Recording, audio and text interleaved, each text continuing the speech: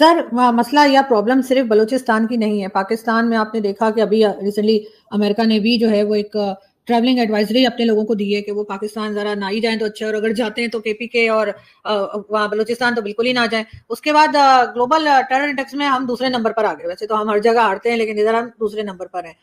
इस पे आप क्या कहेंगे कि ये जो सिचुएशन बिगड़ती चली जा रही है और उसके बाद इस तरह के जो टेरर अटैक्स और ट्रेन के ऊपर या कहीं भी कोई करता है, उससे और ज्यादा पाकिस्तान के लिए, इंटरनेशनली हमारे लोगों के लिए जो बाहर ट्रैवल करना चाहते हैं या किया करते हैं, उनके लिए प्रॉब्लम्स आ सकती हैं। जी बिल्कुल, ये देखें, ये मुल्क की बदनामी है इसमें, और जो जिम्मेदार हलके हैं उनकी बदनामी है कि जो कुछ भी हो रहा है। और इंटरनेशनल टेरर इंडेक्स पे अगर आप दूसरे नंबर पे आ गए हैं तो इसका मतलब ये है कि अब आपकी जो पहचान है वो टेररिज्म बन चुकी है, चाहे टेररिज्म दुनिया में कहीं और हो या आपके मुल्क के अंदर हो।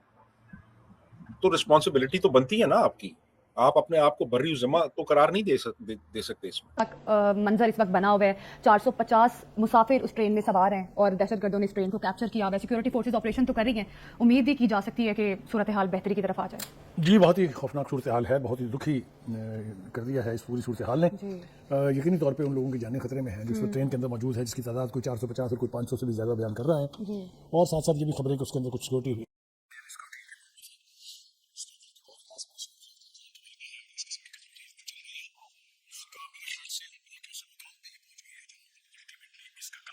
बहुत ज़रूरी हो गया है। इनको मज़ीद ढील दी जानी जो है वो इससे वो मुल्क की सालमियत को खतरात लाहक हो जाएंगे। मेरे ख्याल से इसकी इजाज़त नहीं दी जानी चाहिए। इस वक्त की करंट सूरत हाल ये है कि सिक्योरिटी एजेंसीज ने वो पूरा इलाका घेरे में तो ले लिया हुआ है, लेकिन मुख्तलिफ नौयत की खबरें वहाँ से आ रही हैं, क्योंकि रब्ता किसी से नहीं है, ना वहाँ इंटरनेट चल रहा है, ना वहाँ मोबाइल फ़ोन चल रहे हैं। दहशतगर्दों के हवाले से सिक्योरिटी ज़राए ने ये बताया कि उनके पास चूँकि इंटरनेशनल सैटेलाइट फ़ोन्स हैं, इसलिए वो अपने आकाओं से जो हिंदुस्तान में बैठे हैं, जो अफगानिस्तान में बैठे हैं, जो कहीं और बैठे हैं, उनसे रब्ते में हैं। ये बात उन्होंने कन्फर्म कर दी है। देखिए, Balochistan is bleeding for a long time. Balochistan insurgency एक एलिमेंट है, लेकिन ये इंटरनेशनल साजिशों का निशाना रहा है बहुत तवील अरसे से। बल्कि अगर आप ये कहें कि पूरी की पूरी हिस्ट्री अगर उठा के देख लें तो Balochistan has been bleeding in one form and other, in one way or the other, by this segment or that segment. तो इसके लिए अब मेरे ख्याल से कुव्वत बर्दाश्त जो है वो दामन छोड़ती जा रही है। जब इन अनासर के खिलाफ कार्रवाई होती है तो यहाँ पर कुछ मुल्क दुश्मन, कुछ बेगैरत किस्म के लोग हैं जिनके पेट में फटाफट मरोड़ उठने लग जाते हैं कि इंसानियत खतरे में है, इंसानी हकूक खतरे में है। ये जानों के साथ जो खिलवाड़ कर रहे हैं, इस पर किसी बेगैरत को बोलने की कोई यानी जरूरत महसूस नहीं होती है। ये बताएं, दुनिया क्या सोचेगी आपके बारे में? क्यों आएंगे यहाँ इन्वेस्टर्स? तो आप सबटाइज कर रहे हैं मुल्क की इकोनॉमी को, मुल्क की स्टेबिलिटी को, मुल्क की सलामती को, सब कुछ को, और ले रहे हैं आप मजे। मैं बिल्कुल जिम्मेदारी से ये कह रहा हूँ कि ये अनासर जो है ये अपने भारतीय आकाओं से पैसे और असला लेके कार्रवाइयां करते हैं। इनके बेगैरत वतन फरोश लोग जो हैं वो हिंदुस्तानी पासपोर्टों पर दुनिया भर में सफर करते हैं, वो वहां पर रह रहे हैं। अजीत डोभाल जो उनके नेशनल सिक्योरिटी एडवाइजर थे, उन्होंने एक सेल कायम किया है जिसका टाइटल है डिस्ट्रॉय सीपैक। दोस्तों, स्वागत है आप सभी का। पाकिस्तान एक ऐसा देश है जहाँ हमेशा कुछ न कुछ होता रहता है। आतंकवादी हमला तो एक आम बात हो गई है वहाँ के लोगों के लिए। वहाँ के राज्य आपस में ही लड़ रहे हैं। अभी ताज़ा खबर ये है कि वहाँ के दूसरे राज्य के लोगों ने पाकिस्तान की एक ट्रेन हाईजैक कर लिया है, जिसमें लगभग 600 पैसेंजर हैं, और वहाँ की गवर्नमेंट से डिमांड किया है। कुछ पाकिस्तानी बोल रहे हैं वो अपने हक़ के लिए लड़ रहे हैं, कुछ बोल रहे हैं वो आतंकवादी हैं सब। और अभी जल्दी पाकिस्तान दूसरे नंबर पे आ गया है आतंकवादी गतिविधियों में। इन सब के चलते कई अरब देशों ने पाकिस्तानी लोगों को अपने देश में आने से मना कर दिया है। आइए दोस्तों, देखते हैं क्या अपडेट है ट्रेन हाईजैक को लेकर। नहीं, ऐसे वाक़ये पाकिस्तान की हिस्ट्री में आप देखें बहुत सारे वाक़ये हुए हैं। और आप देखें ये जो मिलिटेंट्स ऑर्गेनाइजेशंस हैं जिनको स्टेट टेररिस्ट डिक्लेयर कर रही है, ठीक है, हम भी उनको मतलब प्रमोट तो नहीं कर रहे हैं, ठीक है, लेकिन देखिए किसी हद तक स्टेट का भी इसमें रोल है, क्योंकि उन्होंने मार्जिनलाइज किया हुआ है, सप्रेस है। रिवॉल्यूशन के लिए रिवॉल्यूशन आती है सप्रेशन के बाद, ठीक है। हर कोई वैसे देखिए, मैं पंजाब में हूँ, मैं खुद केपी के साथ खैबर पख्तूनख्वा से हूँ, मैं पंजाब में रह रहा हूँ। तो अब मुझे यहाँ पे सारी फैसिलिटीज दे रही है, तो मैं कभी स्टेट के खिलाफ बात नहीं करूँगा। लेकिन वहाँ पे लोग, मैं खुद जिस इलाके से हूँ वहाँ पे जीटीपी के वो जीडीपी का बहुत होल्ड है, ठीक है। वहाँ पे स्टेट की रेट कायम ही नहीं हो रही। क्यों नहीं हो रही? इसकी वजह मैं बताता हूँ। उसकी वजह ये तो नहीं कि हम लोग बिक जाते हैं, यानी कि आपके वहाँ से लोग बिक जाते हैं, बलोचिस्तान से लोग बिक जाते हैं और फिर वो स्टेट के खिलाफ चलते हैं। तो ये एक सवाल है। आपकी बात बिल्कुल ठीक है, लोग बिकते हैं। अच्छा, क्यों बिकते हैं? उनको भी तो खाना है ना। रोटी रोजी तो और किसी को खानी है ना। अब देखिए, अगर स्टार्ट से देखें आप, मतलब कोई हिस्ट्री देख लें तो ये जो लोग थे, ये जीटीपी या ये जो लोग थे, ये हमने खुद ट्रेन किए। हाँ, मतलब वो मिलिट्री है, इमाम कहते हैं, कर्नल इमाम, ये 95,000 लोग मैंने ट्रेन किए हैं। मुशर्रफ कहता है कि ये तो मेरे लोग हैं। अच्छा, ये 2013 में राहील शरीफ के टाइम पे ये लोग इतने खत्म हो गए थे। अब एहसानुल लतीफ़ मसूद है, जर्नलिस्ट है, वो इस चीज़ों को करता है, कवर करता है, तो आप उसकी वीडियो वगैरह देख लें, तो वो कहते हैं ये खत्म हो गए थे, जीटीपी बिल्कुल खत्म हो गई थी। ठीक है, अब पाकिस्तान वाले वो राहील शरीफ इतना, मतलब अगर वो उस टाइम बात कर रहे थे डिप्लोमेटिक, उसके साथ वही वे अप्लाई कर लेता वेज, तो उसकी वजह से ना ये चीज़ें खत्म हो सकती थी। ठीक है, इमरान खान के टाइम पे फिर हमने लाके तकरीबन एक रिपोर्ट के मुताबिक 35,000, एक की 39,000 लोग हमने इधर आके रिसेटल कर दिए। तो अब उनका भी इफेक्ट हमने खुद ट्रेन किए, अब वो आके यहाँ पे जो गन फैला रहे हैं। इसमें अफगानिस्तान का कोई रोल आपको लगता है? आपको लगता है कि ये ट्रेनिंग अफगानिस्तान से मिलती है, फंड वो देते हैं, या फिर कोई और कंट्रीज, जैसे हमारे पाकिस्तान में नैरेटिव दिया जाता है कि दूसरे एजेंसीज, दूसरे कंट्रीज की एजेंसीज इन्वॉल्व होती हैं? देखिए, अफगानिस्तान नो डाउट अगर इन्वॉल्व हुआ भी ना, तो वो अफगानिस्तान अब कुछ नहीं करेगा, अफगानिस्तान खुद डर रहा है इनसे। अच्छा, अगर चीमा साहब, ये जाफर एक्सप्रेस जो ट्रेन है जो क्वेटा से पेशावर जाती है, उसका यूनिक एक रूट है जिसपे वो जाती है, टनल में से गुजरते हुए जाती है। 9 बोगी हैं उनके साथ और वो सुबह 9 बजे चलती है क्वेटा से। चीमा साहब, उसको हॉस्टेज किया गया, 380 के करीब उसके अंदर पैसेंजर मौजूद हैं इस वक्त। और बड़ी सही स्कीम बनाकर जिन्होंने भी किया है कि उस एरिया जहां उन्होंने उसको हॉस्टेज बनाया है, उस एरिया के अंदर सेल फोन सिग्नल नहीं। अब आर्मी बिल्कुल जो है वो लॉन्च हो चुकी है। पूरे बलूचिस्तान के अंदर इमरजेंसी नाफिस है और दूसरा अस्पतालों के अंदर सारा अमला जो है उनको बुला लिया गया है। एम्बुलेंसेज तैयार खड़ी हैं चीमा साहब, सिवाय ईदी ट्रस्ट वालों की जो एम्बुलेंसेज हैं उनको कहा गया कि आप शहरों से बाहर ना निकले कि मजीद ना कहीं प्रॉब्लम। चीमा साहब, ये बुरी खबर पाकिस्तान के लिए भी है, ये बुरी खबर पीटीआई के लिए भी है, क्योंकि ये सारी चीजें पाकिस्तान को अमेरिका के करीब लाती जा रही है, क्योंकि ये असला इसके अंदर अमेरिकन असला इस्तेमाल। और इस वक्त मैं बिल्कुल कहूंगा कि माजी के अंदर जो एक रवश थी कि इन चीजों के ऊपर लोग कैपिटलाइज करते थे, पैसा बनाते थे, इस दफा नहीं होगा। इस दफा कौम दुनिया को इसकी असली तस्वीर दिखाई जाएगी और कौम दुनिया साथ चलेगी। उसकी वजह यह है कि new sheriff is in town which is called Donald Trump. तो दर हकीकत ये जो बनू कूड़ा खटक और अभी तीसरा वाकया है, और जिसमें आपके पास एक स्ट्रॉन्ग केस ये मौजूद है कि इसके पीछे अमेरिकन असला है। और दूसरा, आपने देखा होगा कि Taliban they are not in a good books of Donald Trump at the same time. उनके अंदर झगड़े शुरू हो चुके हैं, कंधारी ग्रुप और काबली ग्रुप के झगड़े और आपके हकानी ग्रुप के झगड़े अंदर से शुरू हो चुके हैं। तो ये मजीद अभी थोड़ा सा खराबी जाएंगे, फिर उसके बाद ये ठीक होगी। आर्मी इसको आर्मी के हल्के जो है वो इसको बड़ा सीरियस ले रहे हैं, जो जाफर एक्सप्रेस का है। मेरे ख्याल में, मैं जिस तरह मैंने जब इस पर रिसर्च करता था, मेरे ख्याल में इतनी सीरियस है कि मेरे ख्याल में ये आखिरी वाकया होगा इस तरह का। ट्रेन के ऊपर हमला करना, हाईजैक कर लेना, इसको कैसे देखते हैं आप? पाकिस्तान के अंदर रहते हुए आपको नहीं लगता कि ये हमारी सिक्योरिटी थ्रेट्स भी हमारे लिए, आज अगर उधर हुआ तो कहीं भी हो सकता है? पिटीशन दायर करवा दी है यूएन के अंदर जाकर, केस किया है कि इसके पीछे पता चला कि टीटीपी इन्वॉल्व है, अफगानिस्तान इन्वॉल्व है कि ये सारे काम जो पाकिस्तान के अंदर करवा रहा है। तो अब सबूत भी मिल चुके हैं और यूएन के अंदर जाकर हमने ये मतलब केस भी कर लिया। तो क्या लगता है कि कोई हल निकलेगा? ये जो पाकिस्तान के अंदर, जो हमारे मुल्क के अंदर दहशतगर्दी हो रही है, इसका कोई निचोड़ निकलेगा? कहूँगा, आपने कहा जी सबूत मिले और उन्हें यूएन में ले गए और आप जस्टिफिकेशन चाह रहे हैं या उस पर कुछ जस्टिस चाह रहे हैं, तो वो क्या सबूत है? आप कब तक इस तरह सरवाइव करेंगे अपने खोखले दावों के साथ और इल्ज़ाम तराशी? और आपके 70, 75 या 77 साल जो गुजरे हैं, वो आपकी यही पॉलिसी रही है? क्या यही स्टेट नहीं है जिसने हमें ये क्लासिफिकेशन दी कि गुड तालिबान क्या है और बैड तालिबान क्या है? एयरपोर्ट बना दिया, दूसरे पास स्टेडियम बना दिया, और ये जो सी पैक का सिस्टम जा रहा है, इससे तो बलूचिस्तान को भी तो बेनिफिट होंगे। नहीं है क्या स्टेडियम बना लेने से कौमें बन जाती हैं? क्या जो है वो एयरपोर्ट बना लेने से कौमें बनती हैं? और फिर आपने सी पैक की बात की, आपने कोई एहसान तो नहीं किया।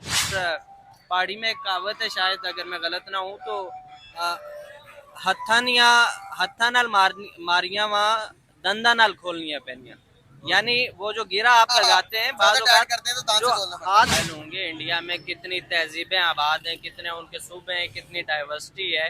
हिंदू मुस्लिम्स की अगर रेशो देख लें तो इसके बावजूद वो जो है ना अपनी उस रियासत में किसी हद तक वो पॉलिसीज़ को इम्प्लीमेंट करने में कामयाब रहते हैं, स्टेट लेवल से जो आती हैं। लेकिन इसको अगर आप डेवलपमेंट की नज़र से देखें तो वही बात है ना, इंडिया जो है आप देख लें 1947 में आज़ादी के बाद पाकिस्तान जो है वो ब्लॉग्स का हिस्सा बन गया, अमेरिकन ब्लॉग, और जबकि इंडिया ने उसी वक्त से ये तहैया कर लिया कि हमने किसी भी इंटरनेशनल लेवल पर ब्लॉग का हिस्सा नहीं बनना। बलूचिस्तान में दहशतगर्दों का ट्रेन पर हमला, ड्राइवर को जख्मी करके 450 मुसाफिरों को यरगमाल बना लिया गया। शाम से जारी सिक्योरिटी फोर्सेस के ऑपरेशन में दहशतगर्दों के खिलाफ घेरा तंग करते हुए 80 से जायद यरगमालियों को दहशतगर्दों के कब्जे से बाजियाब करवा लिया गया है। रिहा होने वालों में 43 मर्द, 26 खवातीन और 11 बच्चे रिपोर्ट हो रहे हैं। दीगर मुसाफिरों की बाहिफाजत रिहाई के लिए सिक्योरिटी फोर्सेस का मुतात ऑपरेशन जारी है। नाज़रीन, आज सुबह सिब्बी में नामालूम मुसल्लह अफराद ने क्वेटा से पेशावर जाने वाली जाफर एक्सप्रेस पे बोलान पास ढाडर के मुकाम पर टनल नंबर 8 के करीब हमला किया। ट्रेन पर हमले के बाद रेलवे ट्रैक को भी तबाह कर दिया गया और 450 से ज्यादा मुसाफिरों को यरगमाल बना लिया गया। कीप इन माइंड, ये माह रमजान का महीना है। मुसाफिरों में ज्यादातर सरकारी मुलाजिमीन हैं और इनमें से अक्सरियत खवातीन और बच्चों की है। दहशतगर्दों ने खवातीन और बच्चों को ढाल बनाया हुआ है। जिस जगह ट्रेन को रोका गया है वहां से सड़क का फासला 24 किलोमीटर है, जिससे जाए बकुआ तक एक्सेस और रसाई में मुश्किलात पेश आ रही हैं। जिस मकाम पर ट्रेन को रोका गया है वहां पर मोबाइल और टेलीफोन सर्विसेज और सिग्नल्स भी काम नहीं कर रहे। ताम शाम तक सिक्योरिटी फोर्सेज ने इलाके को घेरे में लेकर दहशतगर्दों के खिलाफ ऑपरेशन शुरू कर दिया। क्वेटा और सिब्बी के अस्पतालों में भी इमरजेंसी नाफिज कर दी गई है। सिक्योरिटी जराये का यह कहना है कि दहशतगर्द बैरून मुल्क अपने सहूलतकारों से भी राब्ते में है, लेकिन दहशतगर्दों के खात्मे तक क्लियरेंस ऑपरेशन जारी रहेगा। सोशल मीडिया पर कलदन तंजीम BLA ने वाकये की जिम्मेदारी कबूल करने का दावा किया है, लेकिन अभी तक इसकी तस्दीक भी नहीं हो सकी। दहशतगर्दों ने इस हमले के लिए ऐसे इलाके का इंतखाब किया है कि जो इंतहाई दुश्वार गुजार पहाड़ी इलाका है। सो टू से right now may be the number of terrorist is not the big question, the terrain is the more important issue here. इस रेलवे ट्रैक पर 17 सुरंगें हैं और पहाड़ी इलाका होने की वजह से ट्रेन की रफ्तार मामूल से कहीं कम होती है। दहशतगर्दों ने टनल नंबर 8 में एक आसान टारगेट, आसान हदफ को निशाना बनाया है और आम शहरियों को यरगमाल बनाया है। बलूचिस्तान में इससे पहले भी ट्रेनों और रेलवे ट्रैक्स पर मुताद्दिद हमले हुए हैं, लेकिन यह हमला रॉकेटों या रिमोट कंट्रोल बमों के जरिए किए जाते रहे हैं और यह पहली बार है कि जब दहशतगर्दों ने मुनज़्ज़म मंसूबाबंदी से जाफर एक्सप्रेस पर न सिर्फ हमला किया है बल्कि 450 से ज्यादा मुसाफिरों को यरगमाल बनाया है, जिसमें अक्सरियत खवातीन और बच्चों की है। मासूम शहरियों पर दहशतगर्दों के इन हमलों का पहला हदफ बलूचिस्तान है और इसके बाद खैबर पख्तूनख्वा भी दहशतगर्दों के निशाने पर है। BLA की तरफ से जो ट्रेन है उसके ऊपर अटैक किया गया और कहा ये जा रहे तकरीबन 450 के करीब लोग थे। डिफरेंट फिगर्स आ रहे थे, कभी 600, कभी 700। फाइनली तकरीबन 450 के करीब उसमें लोग थे, ज्यादातर सिक्योरिटी फोर्सेस के लोग और उनकी फैमिलीज थी। और कहा यह जा रहा है कि BLA की तरफ से डिमांड ये है कि जो ऑपरेशन चल रहे हैं या जो अटैक्स चल रहे हैं बलूचिस्तान में और कई दूसरी डिमांड्स हैं वो पूरी की जाए तो उन लोगों को फिर रिहा कर दिया जाएगा। तो बताया यही जा रहा है कि 100 से ऊपर लोग हैं इस वक्त, उन्होंने उनको पकड़ रखा है। फैमिलीज और बच्चों और खवातीन को या लेडीज को उन्होंने जाने दिया है। अब क्या सूरत हाल आपको लग रही है बलूचिस्तान की और क्यों इस तरह के हम जो है एक के बाद एक इस किस्म के हम इंसिडेंट्स देख रहे हैं? देखिए, बात यह है कि एक तो जो BLA है, बलूचिस्तान लिबरेशन आर्मी, उन्होंने रिस्पॉन्सिबिलिटी कबूल कर ली है इस अटैक की। और ये मच की पहाड़ियां हैं, बहुत दुश्वार गुजार इलाका है ये, यहाँ पे कुमक पहुंचाना और यहाँ पे जाके ऑपरेशन करना खासा मुश्किल काम है। लेकिन अभी जो सुनने में आया वो ये है कि जो सिक्योरिटी फोर्सेज हैं उनको रवाना कर दिया गया है और एक सुरंग है और उसमें वो ट्रेन खड़ी है और उससे पहले उसमें फायरिंग की गई और उससे काफ़ी लोग जख्मी हुए और कुछ हलाकतें भी हुई हैं। यानी यहाँ तक कि वो जो ट्रेन के इंजन का ड्राइवर था वो भी हलाक हो चुका है। तो बेसिकली तो देखें, ये एक जो कुछ भी जिन लोगों ने किया है, अब इसमें बात ये है कि सॉफ्ट टारगेट है ना, ये एक सॉफ्ट टारगेट है। यानी उन लोगों को जो निहत्ते हैं उनको मारना और उनसे बदला लेना ये ज़रा आसान है, इसीलिए इन लोगों को टारगेट किया गया है। और इस वक्त क्या सूरत हाल है, सच्ची बात मैं आपको बताऊं कि किसी के पास भी कोई मुकम्मल क्लैरिटी नहीं है। इतना पता है कि इस वक्त तकरीबन 400 से ज़्यादा लोग यरगमाल बन चुके हैं, जिनमें के औरतें भी हैं, बूढ़े भी हैं, बच्चे भी हैं। इस वक्त उनकी क्या हालत है, कहाँ पे हैं, कितने जख्मी हैं, कितने जिंदा हैं, कितने लोगों को रेस्क्यू कर लिया गया है, ये सारी चीज़ें जो हैं ये इनके बारे में कुछ भी आप अभी वसूख से नहीं कह सकते। तो एक बहुत ही एक फ्लूइड सिचुएशन है और चूंकि बहुत ही दुश्वार गुजार इलाके में ये पूरी वारदात हो रही है, इसलिए किसी के पास भी मुकम्मल मालूमात नहीं है। जी आरजू। लेकिन सर क्या तमाम जो भी एलिगेशन है या कह लीजिए जो भी रिस्पॉन्सिबिलिटी है, क्या वो BLA पे डाल देना सही है? क्या बलूचिस्तान में बहुत टाइम से टेंशन नहीं चल रही कि वो लोग कई डिमांड्स कर रहे हैं जिसको कि यहाँ पर गवर्नमेंट जो है जिसकी तरफ ध्यान ही नहीं दे रही है? क्या ये जो बढ़ते हुए इंसिडेंट्स हैं उसमें कहीं ना कहीं गवर्नमेंट का भी हाथ आपको लगता है कि क्योंकि उन्होंने बहुत ज्यादा इग्नोर किया है बलूचिस्तान को? देखिए, बात यह है कि ये इस पूरे मामले को हम महज अपने जो नारों से और तसल्लियों से तो हल नहीं कर सकते ना। इसके लिए फिर एक स्ट्रॉन्ग डिटर्मिनेशन चाहिए। देखना है हमें कि भाई ये वजूहात क्या है, सबकी क्यों एक तरह की रिजेंटमेंट है और उसके लिए क्या करना है हमें। तो मेरा ख्याल ये है कि इस मामले को बहुत ज़्यादा संजीदा लेने की ज़रूरत है और हमें यही कोशिश करनी चाहिए कि जो भी इश्यूज हैं उन इश्यूज को हम एक बड़े रैशनल अंदाज में उनको हल करें। और हर चीज़ का जो हल है वो वायलेंस में नहीं होता, क्योंकि आप वायलेंस करेंगे तो फिर दूसरी तरफ से भी वायलेंस होगा, फिर आप वायलेंस करेंगे फिर वायलेंस, तो वो एक विशेष साइकिल चल पड़ता है। तो मेरा ख्याल है कि जो लोग भी इस वक्त इक़्तिदार में हैं उनको बहुत एक ठंडे दिल के साथ इस मसले को देखना है, इसका हल निकालना है, और ऐसे लोग जो कि पीसफुल एक सेटलमेंट और पीसफुल नेगोशिएशन की जानिब माइल हैं उनके साथ बैठ के तो इस मसले का कोई ना कोई मैं समझता हूँ कि हल निकल सकता है। तो बिल्कुल आप सही कह रही हैं कि ज़रूरत है इस चीज़ की, हर मसले का हल वायलेंस में नहीं होता।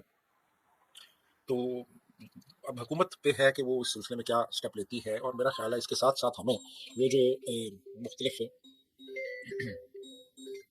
जो हमें इस वक्त कह लें कि ऑप्शंस हैं उन पे गौर करना है और बड़ा संजीदगी से इस मामले को लेना है, क्योंकि ये अब दिन ब दिन मसाइल बढ़ते चले जा रहे हैं। लेकिन यानी सर जी क्योंकि देखिए ना, अभी पिछले दिनों में काफ़ी इस तरह के वाक़यात हुए हैं कि लोगों को बसों से उतारा गया है और उनके शनाख्ती कार्ड चेक करके मार दिया गया है।